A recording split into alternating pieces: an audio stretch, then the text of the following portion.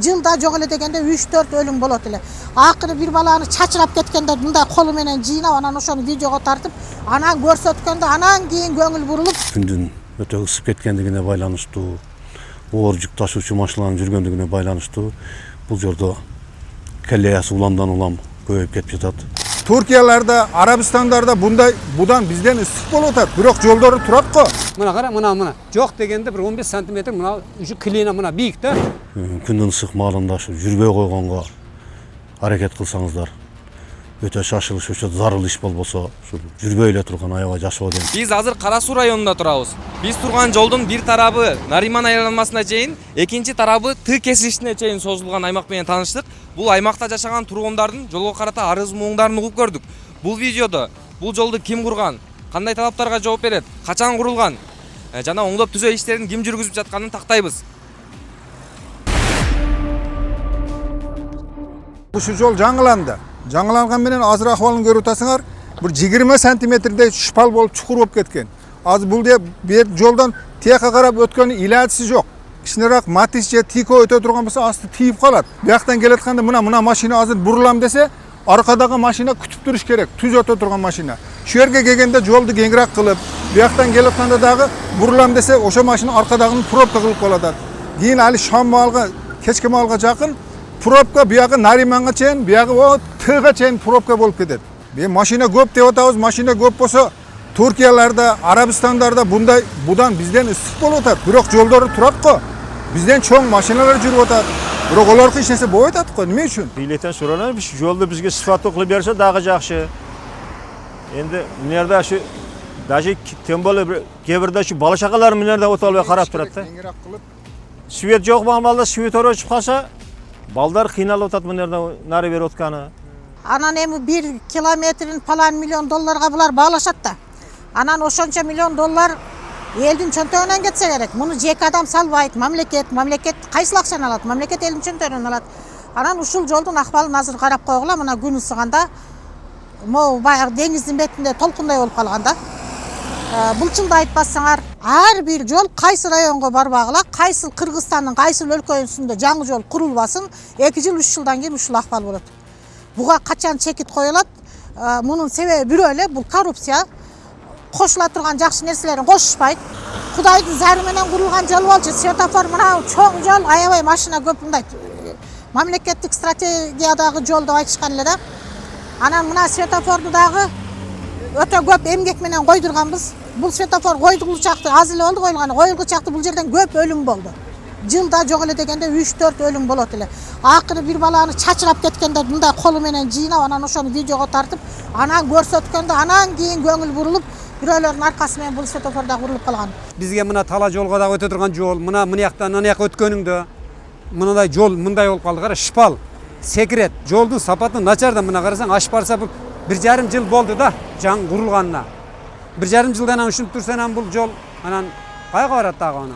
Кээде мына былтырда бир бала өлдү аны жерде тепселенип, эми катуу келет экен, бул чоң жол экен, уруп кетип өлдү. Одон мурдагы жылда экөө өлдү. Ошентип эле кырсык болуп атат да бул жерде. Муну карай турган бир неме болбой атат, бир чоңдор. Өзү деле көрүнүп турат да, мына карасаң, өзү деле. Мына канча бийиктикте карасаң мына. Мына кара, мына. Жок дегенде бир 15 см мына уже клина мына бийик да. Сиздер атап аткан жол Ош шаарынын айланма жолу деп аталат. Ал жол 2021-жылы ДУ-21 тарабынан курулган жол. Ал кезде биздин ишкана ачылып эле эле. Ошол себептен кандай курулган, ким тараптан курулган, канчага курулган ал жөнүндө маалыматты бере албайт экен. Азыркы абалын айта кетсек эми ал жерде оор жүк ташуучу машиналар көп жүргөндүктөн ал бир фактор болушу мүмкүн. Күн ысыкта тепловой режим деген бар, аны көп сакталбайт да. Практика жүзүндө келгенде көп сакталбай калат. Ал бир болушу мүмкүн. Ну и транспорттук потоктун көбөйүшү, интенсивность көбөйдү бизде. Анан все-таки жанагы светофор бар ал жерде. Светофорго жанагы оор машиналар тормоз басып ал жерден көп алып эме кылганда жанагы өзүнүн ушу бир күчтөр таасир этип деформацияга алып келет да. Жеринен көргөнбүз, бирок ал жерде кызматтык текшерүү жүргүзүлгөн эмес. Оңдоо иштери же кайра куруу же капиталдык ремонттоо иштери ал эми республиканын бюджетине карап планга кирип ошонун натыйжасында болот да. Биздин ишкана тараптан эми жерине чыгып бизде дефектный акт деп коет. Жолдун акыбалы кандай дефекттер бар, аларды жоюу максатта канча каражат кетиши мүмкүн, ошолорду аныктайбыз. Ал эми арыз менен бизге кайрылса болот бул жака. Элдин кайрылуусун эске алып биз жогору жака сунуш беребиз. Узундугу 5 чакырымды түзөт. Анын 1 чакырым жолу 21-жылы биз тарабынан курулган. Жалпы кеткен чыгымдар 29 миллиондон ашыгыраак акча менен курулган.